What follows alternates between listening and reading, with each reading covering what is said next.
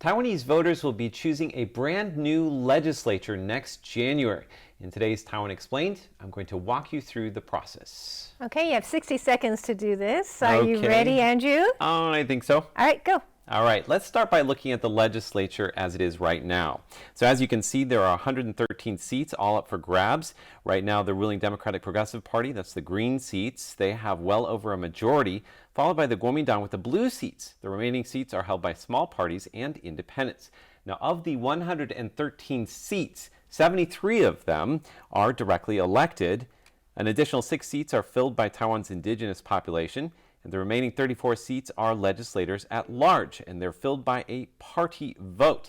Now, they introduced the party vote back in 2008, and basically you get an extra ballot that looks a little bit like this. All the parties are lined up on it, and you use a rubber stamp to put a chop above the party that you want to select.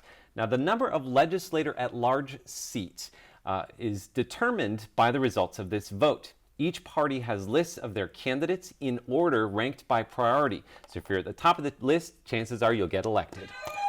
Perfect, Andrew. Nice job. Thank you. Okay, so we know that the lists have come out for most of the parties. Are there any interesting candidates on the list? Yes. Well, what's interesting is as of recording time, all of the parties except for one, the DPP, have released their lists.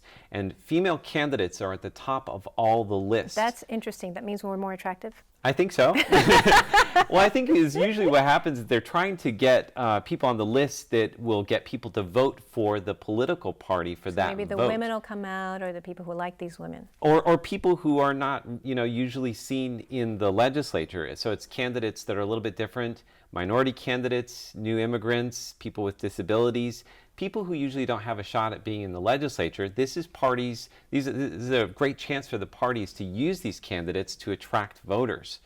Now, what's interesting is that this time around, a lot of the parties, it looks like at least the two main parties maybe will be choosing more politicians than in previous years. Is there a reason for this? What's interesting is this year, the KMT has released their lists, and it's largely politicians. And there's a little bit of unhappiness within and without of the party, outside of the party. They're saying the DPP might also do the same thing because they're worried that they're not going to have the majority, and they need people who can push their agenda in the legislature. But who knows if it'll work for them or against them, right? Exactly. All right. So, well, thanks for that, Andrew. And that's our Taiwan Explained for the week.